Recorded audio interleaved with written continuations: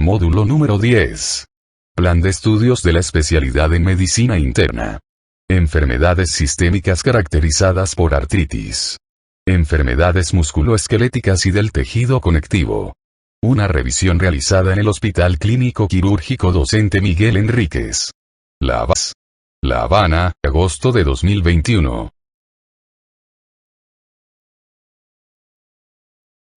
Contenido.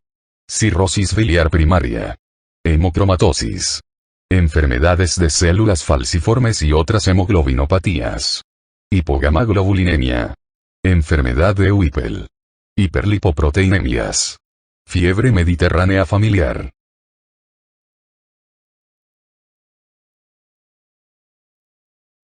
Cirrosis biliar primaria. La cirrosis biliar primaria es una colangiopatía autoinmunitaria obliterante que afecta a los conductos biliares de pequeño y mediano tamaño y que evoluciona lentamente a lo largo de un decenio aproximadamente. Al obliterarse los conductos, el enfermo presenta colestasis, fibrosis y, al final, insuficiencia hepática.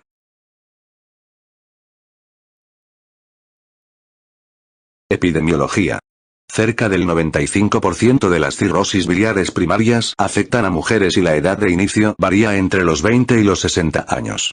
La incidencia de la enfermedad parece estar aumentando. La incidencia anual estimada en Estados Unidos es de 4,5 por 100.000 habitantes y año para las mujeres y de 0,7 para los hombres.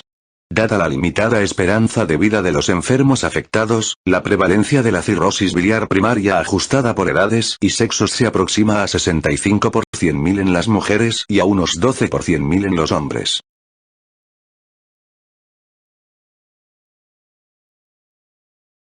Biopatología.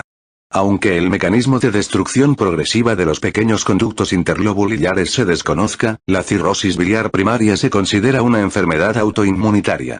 Los estudios pangenómicos revelan una asociación con alelos del antígeno leucocítico humano, la interleucina 12A y variantes de la interleucina 12RB2, lo que hace pensar que la señalización a través de la interleucina 12 reviste importancia. La enfermedad progresa despacio y acaba produciendo una cirrosis biliar, hipertensión portal e insuficiencia hepática. Los signos histológicos clásicos son granulomas no caseosos y escasez de conductos biliares en los tractos portales.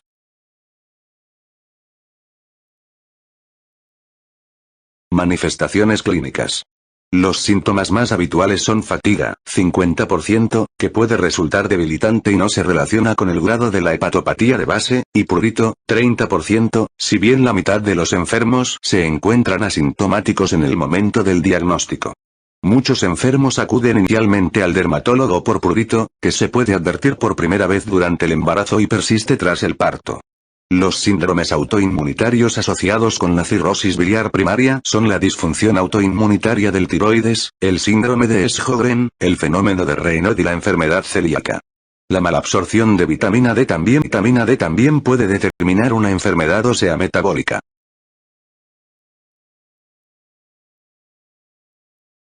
Diagnóstico. El primer indicio de la cirrosis biliar primaria es la elevación de la fosfatasa alcalina en el suero, que debe confirmarse por la elevación de la gramos-glutamiltranspeptidasa.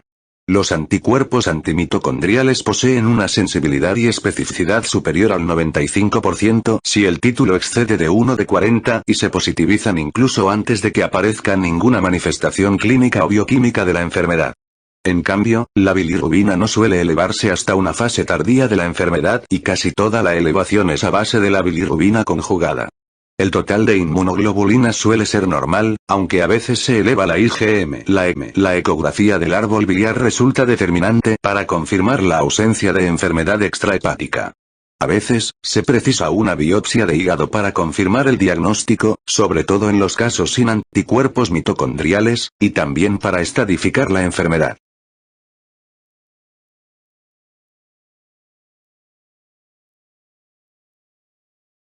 Tratamiento.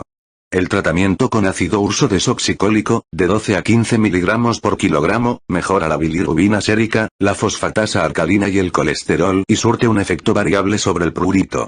Por desgracia, no alivia la fatiga, no reduce la mortalidad ni retrasa la necesidad del trasplante de hígado. El tratamiento con bezafibrato también suele mejorar los resultados de las pruebas bioquímicas del hígado, pero no el prurito, la mortalidad relacionada con el hígado o la mortalidad global. No está demostrado que los esteroides, la colchicina, la azatioprina o el metotrexato proporcionen un beneficio claro.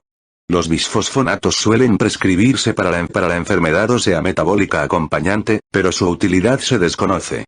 El trasplante de hígado está indicado en la enfermedad refractaria. El pronóstico después del trasplante es excelente y las tasas de supervivencia a los 2 y 5 años alcanzan el 80 y el 70%, respectivamente. No obstante, los estudios indican una recidiva del 8 al 40% en el hígado trasplantado.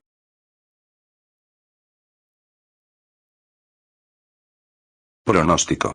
Hasta 2/3 de los enfermos asintomáticos acaban sufriendo síntomas en 2 a 4 años. La presencia de numerosos puentes de fibrosis o cirrosis en la biopsia comporta un pronóstico desfavorable. El pronóstico también depende de la bilirrubina y la albúmina séricas, el índice normalizado internacional, una edad avanzada y la presencia de edema periférico. El 25% de los enfermos presentan insuficiencia hepática en los 10 años siguientes al diagnóstico y la mediana de supervivencia después del diagnóstico es de 12 a 15 años.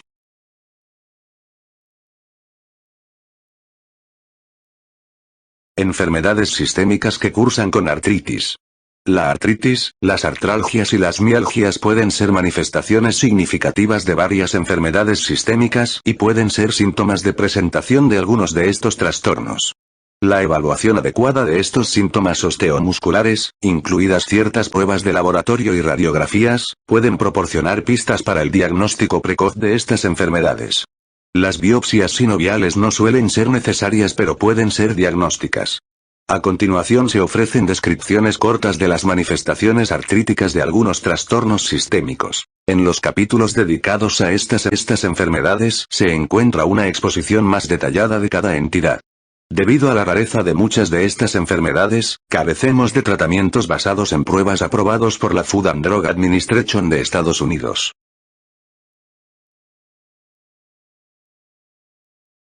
Hepatitis autoinmunitaria. Los pacientes con hepatitis autoinmunitaria de tipo 1 pueden acudir con un síndrome análogo al del lupus eritematoso sistémico.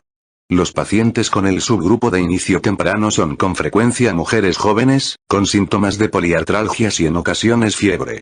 El estudio de laboratorio puede mostrar leucopenia, anticuerpos antinucleares positivos, 70 a 90%, aumento de la velocidad de sedimentación globular, gamapatía policlonal y aumento de las enzimas hepáticas. No suelen verse anticuerpos frente al ADN bicatenario, mientras que los anticuerpos frente al antígeno del músculo liso, actina E liso, actina F1, apoyan el diagnóstico. Las radiografías de las articulaciones muestran una tumefacción de los tejidos blandos sin erosiones ni deformidad. El dolor articular se resuelve con corticosteroides para la hepatopatía. Los pacientes con hepatitis autoinmunitaria corren riesgo elevado de enfermedad autoinmunitaria concurrente.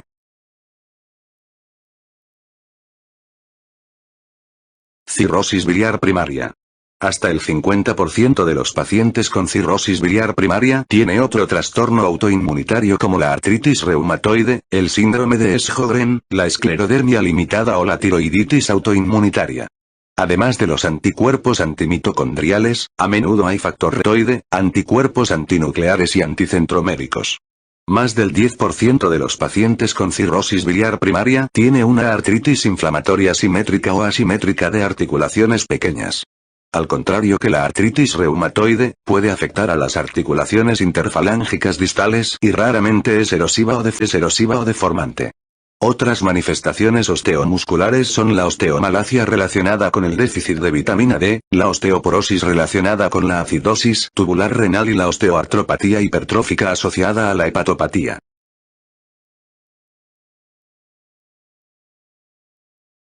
Tabla 275, 1.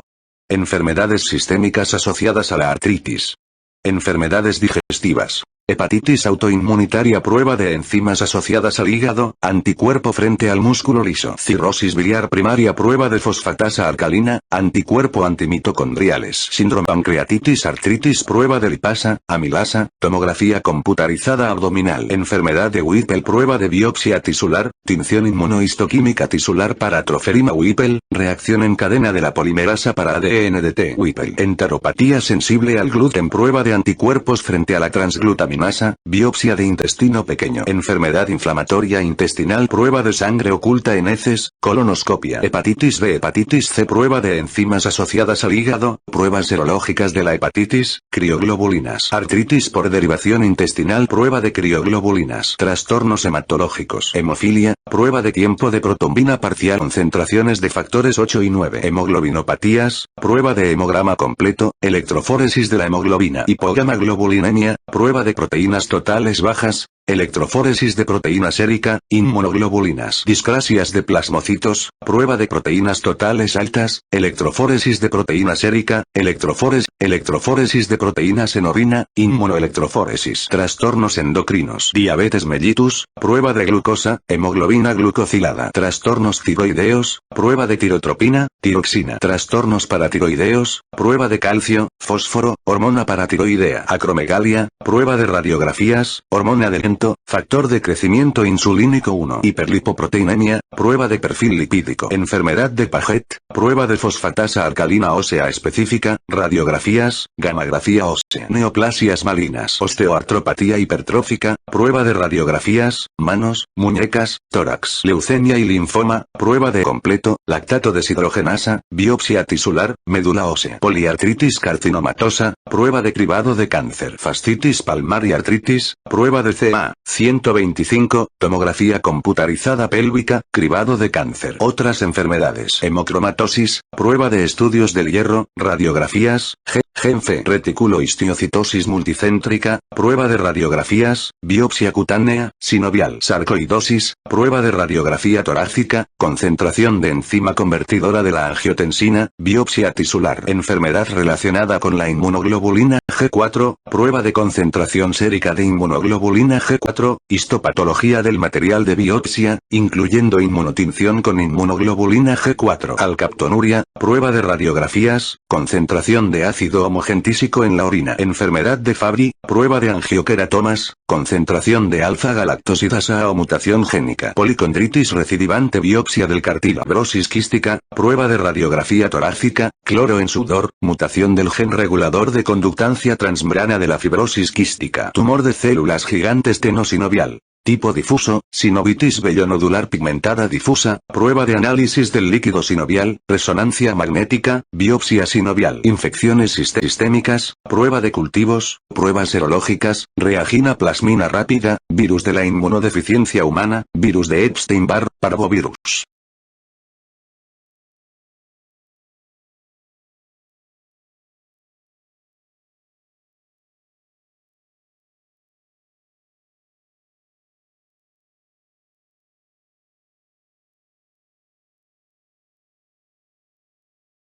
Hemocromatosis. Se produce una afectación articular en el 40 al 75% de los pacientes con hemocromatosis hereditaria, y puede ser un síntoma de presentación. Las articulaciones metacarpofalángicas, en especial la segunda y tercera articulaciones metacarpofalángicas, las muñecas, las rodillas, las caderas, los hombros y los tobillos son las más afectadas en un patrón simétrico. La artropatía se parece a la de la artrosis con tumefacción articular debida a un aumento de tamaño óseo, pero se distingue por la afectación de articulaciones atípicas, como las articulaciones metacarpofalángicas, las muñecas y los tobillos. Las radiografías vacías muestran un estrechamiento del espacio articular, quistes subcondrales, esclerosis y osteófitos que son como ganchos en las articulaciones metacarpofalángicas. Hay condrocalcinosis en hasta el 50% de los pacientes.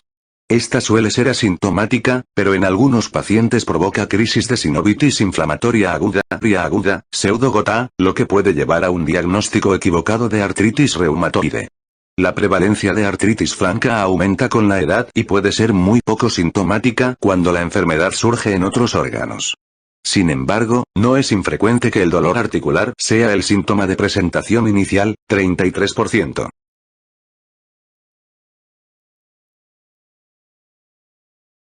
figura 275, 2. Artropatía hemocromatósica. La radiografía muestra cambios degenerativos, con osteófitos en forma de gancho en la segunda y tercera articulaciones metacarpofalángicas, de forma bilateral.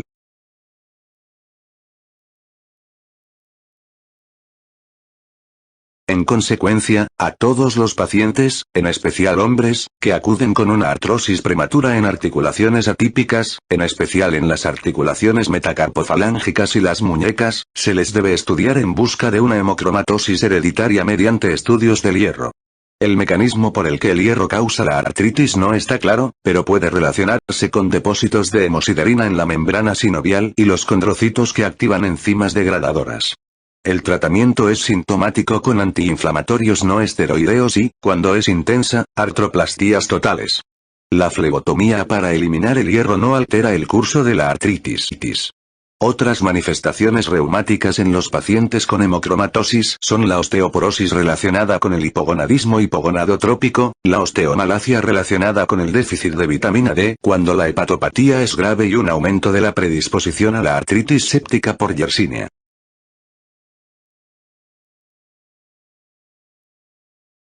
Hemofilia.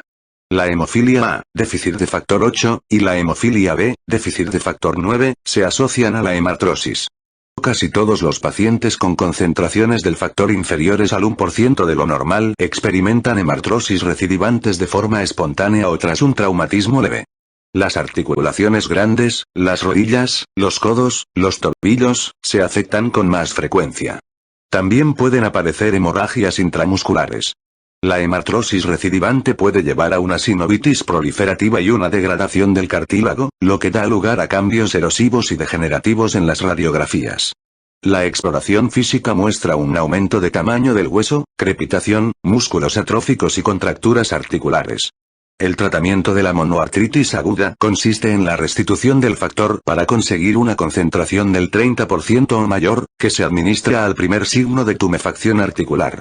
Los pacientes con fiebre, temperatura mayor que 38 grados Celsius, o que no responden a la restitución del factor necesitan una artrocentesis para excluir una artritis séptica, lo que puede ocurrir con una mayor incidencia en la hemofilia.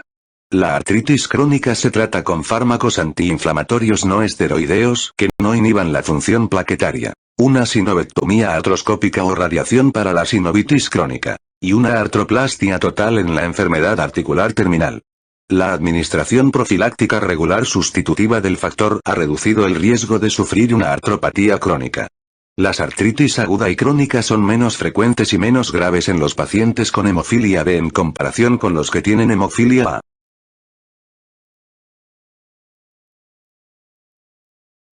Hemoglobinopatías. Los pacientes con drepanocitosis o estado heterocigoto de drepanocitosis talasemia beta y drepanocitosis, enfermedad de hemoglobina C padecen poliartralgia con frecuencia. La adquisición de una configuración falciforme por las células lleva a la obstrucción de la microcirculación y a infartos del hueso. Los pacientes experimentan con más frecuencia crisis dolorosas en el tórax, la espalda y las articulaciones.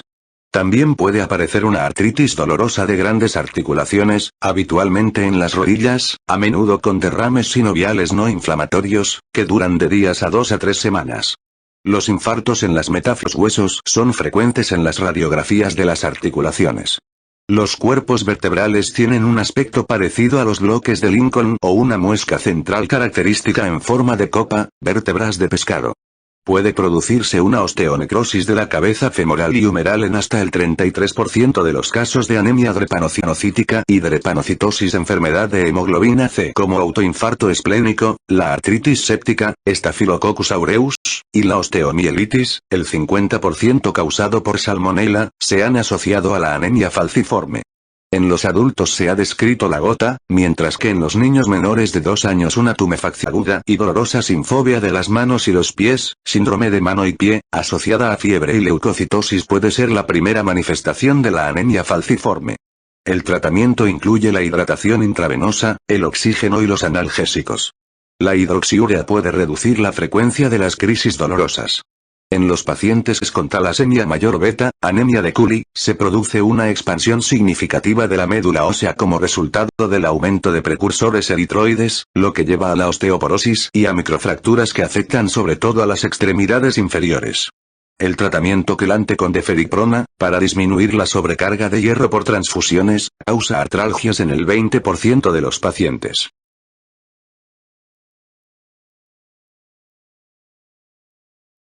Hipogamaglobulinemia.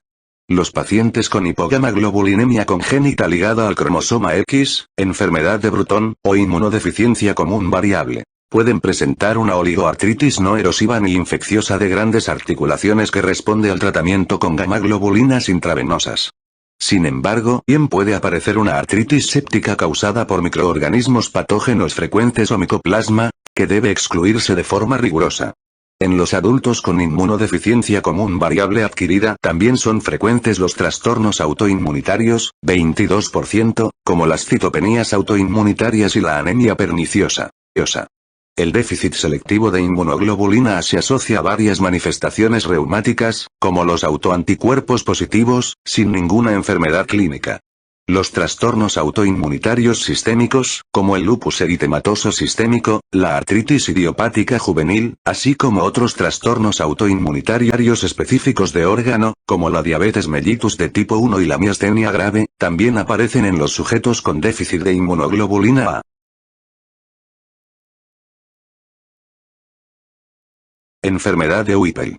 Las artritis inflamatorias ocurren en el 60 al 90% de los pacientes con enfermedad de Whipple y pueden preceder a otras manifestaciones clínicas durante años.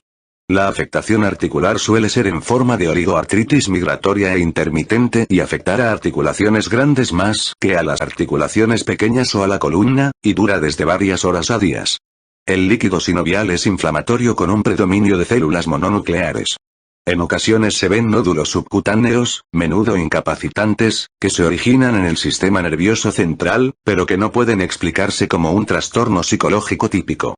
La sensibilidad central demostrada en los pacientes con fibromialgia ha aportado información útil sobre el fundamento fisiológico del síntoma de dolor generalizado, pero no ha sucedido lo mismo en el conocimiento integral de la fatiga en la fibromialgia o en síndrome de fatiga crónica.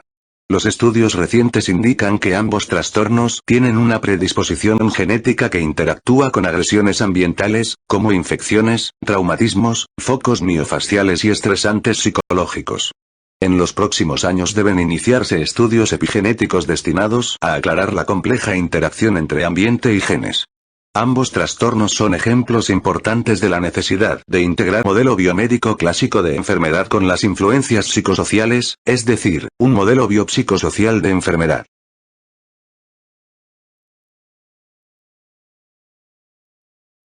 Hiperlipoproteinemias. La hiperlipidemia familiar de tipo 2A se asocia a xantomas tendinosos y tuberoso óseos así como a tendinitis episódica del tendón de Aquiles. En hasta el 50% de los pacientes se produce una artritis inflamatoria aguda y migratoria que persiste hasta un mes y se parece a la fiebre reumática. Se afectan sobre todo las articulaciones grandes. Además puede surgir una artritis monoarticular o oligoarticular aguda autolimitada que afecta a la rodilla o al tobillo. Los pacientes con hiperlipoproteinemia familiar de tipo 3 pueden presentar xantomas tendinosos y óseos. Los pacientes con infección por el virus de la inmunodeficiencia humana que toman fármacos inhibidores de la proteasa pueden presentar dislipidemia que dé lugar a xantomas tendinosos.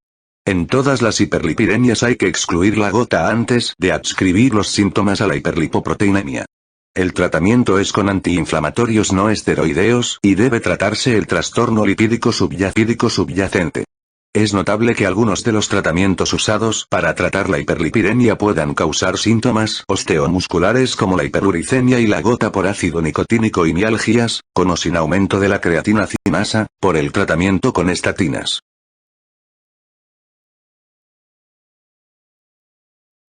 Fiebre mediterránea familiar. Definición: la fiebre mediterránea familiar es una enfermedad de herencia recesiva que suele manifestarse con episodios de 12 a 72 horas de fiebre e inflamación serosa, sinovial o cutánea localizada. Entre las crisis, los pacientes se sienten habitualmente completamente bien, aunque pueden permanecer signos bioquímicos de inflamación y algunos pacientes sufren finalmente una amiloidosis sistémica.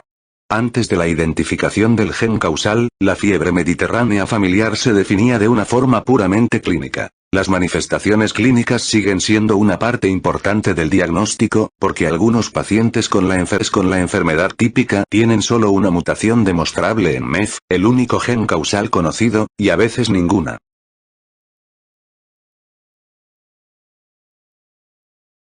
Epidemiología. La fiebre mediterránea familiar es más frecuente en sujetos de origen judío, árabe, armenio, turco e italiano. La frecuencia de portadores asintomáticos de una sola mutación en MEF en estas poblaciones de hasta 1 a 5, una observación que indica una ventaja selectiva para los heterocigotos. Con CAS, la fiebre mediterránea familiar se detecta ahora con frecuencia en poblaciones de judíos askenazíes, europeos del este, y no askenazíes, así como en poblaciones mediterráneas que antes se consideraba que no tenían riesgo. Se han encontrado en todo el mundo sujetos con la mutación y los síntomas típicos.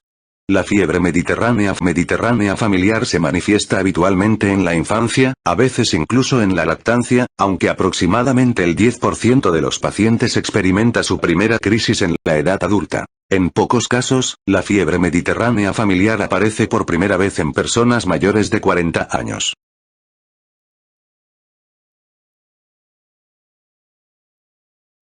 Biopatología. MEF, el gen de la fiebre mediterránea familiar, se identificó mediante clonación por posición en 1997, y codificó una proteína de 781 aminoácidos denominada pirina, o marenostrina, que se expresa en los granulocitos, los monocitos y las células dendríticas, así los fibroblastos peritoneales, sinoviales y dérmicos. Los 92 aminoácidos N-terminales de la pirina son el prototipo de una estructura definida, el dominio pirina, que participa en las interacciones entre proteínas. Este dominio define una familia de más 20 de proteínas humanas, incluida la propia pirina, implicadas en la regulación de la producción de citocinas, en particular la familia de la interleucina 1, la activación del factor nuclear kappa B y la apoptosis. Se han identificado más de 50 mutaciones de la pirina asociadas a la fiebre mediterránea familiar, muchas de las cuales residen en el dominio C-terminal codificado por el exón 10 de MEF. Se han descrito más variantes de importancia desconocida en ciertos pacientes con un espectro de fenotipos inflamatorios.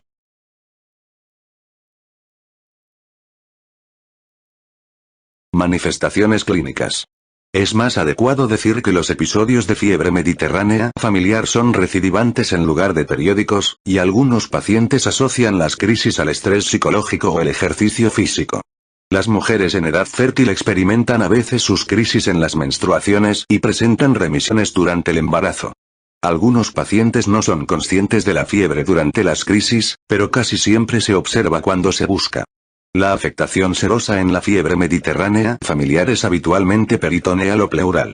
Las crisis abdominales son las más frecuentes y pueden variar desde molestias leves a una peritonitis franca, con abdomen en tabla, dolor directo y de rebote y niveles hidroaéreos en las radiografías del abdomen tomadas en posición erecta.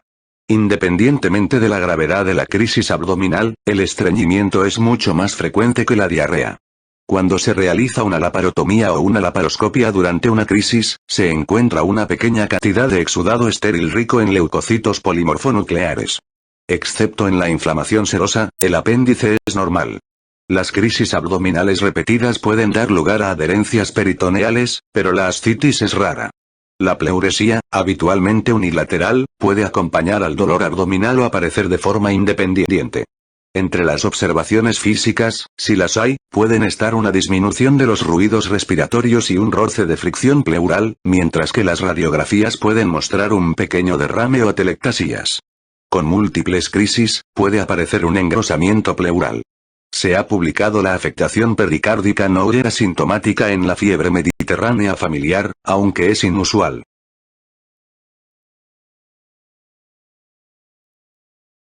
En los adultos, la artritis de la fiebre mediterránea familiar suele manifestarse como una afectación monoarticular de la rodilla, la cadera o el tobillo, y las crisis de artritis pueden persistir hasta una semana. En los niños puede haber una afectación oligoarticular o poliarticular. A veces hay grandes derrames articulares y el líquido sinovial puede tener hasta 100.000 leucocitos por milímetro cúbico. En alrededor del 5% de los pacientes no tratados con colchicina profiláctica puede aparecer una artritis crónica, habitualmente de la cadera o la rodilla, que a menudo precisa una artroplastia. Independientemente del tratamiento con colchicina o del tipo de antígeno leucócito humano particular, B27, algunos pacientes con fiebre mediterránea familiar presentan una sacroilitis. Las artralgias sin artritis franca son frecuentes en la fiebre mediterránea familiar.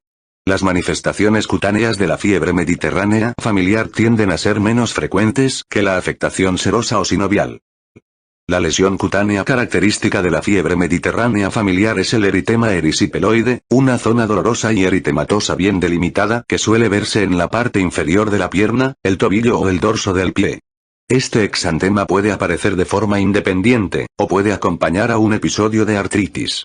En el estudio histológico se ve un infiltrado celular perivascular mixto.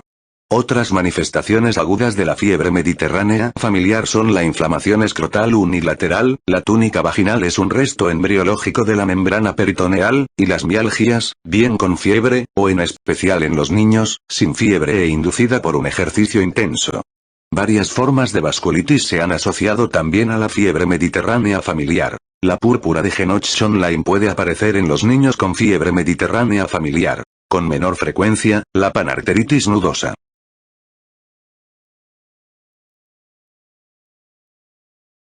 Complicaciones. Antes del uso generalizado de la profilaxis con colchicina, la amiloidosis sistémica A era una complicación frecuente de la fiebre mediterránea familiar, provocada por el depósito ectópico de un fragmento mal plegado de amiloide sérico A, un reactante de fase aguda, en el aparato digestivo, los riñones, bazo, el pulmón, los testículos y las glándulas suprarrenales. La malabsorción y la proteinuria nefrótica que llevan a la insuficiencia renal son las manifestaciones más frecuentes de la amiloidosis A. La miocardiopatía es menos frecuente, y la neuropatía y la artropatía son raras. Se han identificado varios factores de riesgo en la aparición de la amiloidosis en la fiebre mediterránea familiar, como el diagnóstico tardío de la fiebre mediterránea familiar, la falta de cumplimiento del tratamiento con colchicina, el sexo masculino y genotipos específicos de los genes MEF y amiloide sérico A. La amiloidosis en la fiebre mediterránea familiar es menos frecuente en Estados Unidos que en Oriente Medio. Los aspirados de la grasa abdominal son mucho menos sensibles que la biopsia rectal o renal para detectar la amiloidosis de la fiebre mediterránea familiar. Puede preferirse el último procedimiento, debido al reconocimiento creciente de la enfermedad glomerular no amiloidea en la fiebre mediterránea familiar. Un diagrama, la supresión radical de la respuesta de fase aguda con colchicina o sustancias complementarias puede conducir a una mejoría, pero en los pacientes con insuficiencia renal se prefiere el trasplante renal temprano.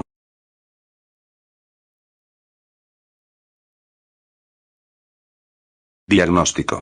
Basándonos en un modelo recesivo simple de herencia, deben identificarse dos mutaciones en MEF en trans para establecer el diagnóstico genético de la fiebre mediterránea familiar. No obstante, la interpretación de las pruebas genéticas se complica por los alelos complejos que forman las diversas combinaciones de mutaciones en CIS, así como por las observaciones de que hasta un tercio de los pacientes con fiebre mediterránea familiar clínica típica tiene solo una mutación demostrable en MEF y pocos pacientes con la enfermedad típica tienen mutaciones no identificables en MEF. Estas dos últimas observaciones indican que, en ciertas circunstancias, una mutación en MEF puede ser suficiente para que haya síntomas o que existen genes adicionales de la fiebre mediterránea familiar.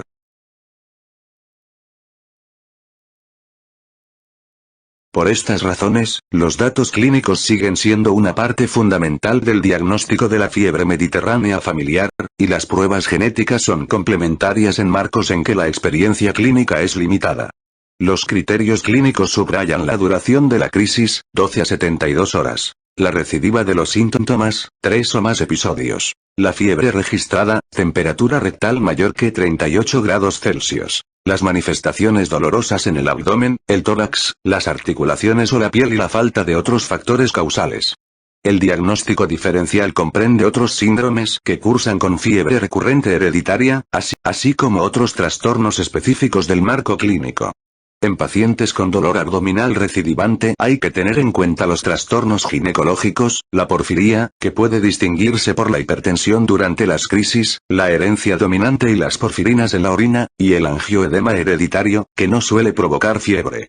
Síndrome de fiebre periódica con estomatitis afosa, faringitis y adenopatía cervical es probablemente la causa más frecuente de fiebre recurrente inexplicada en los niños y también está incluida en el diagnóstico diferencial.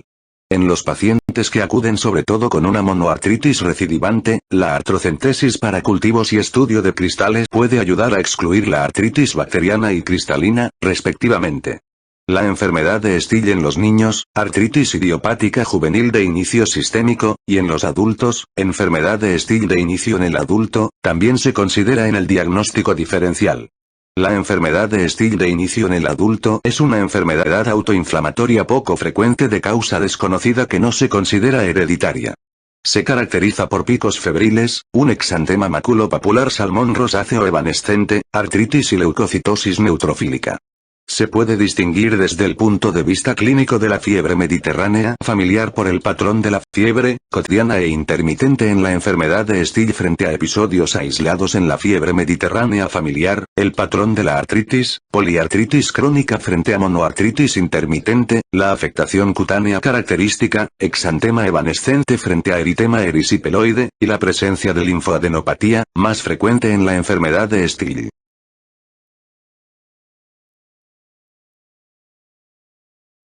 Tratamiento.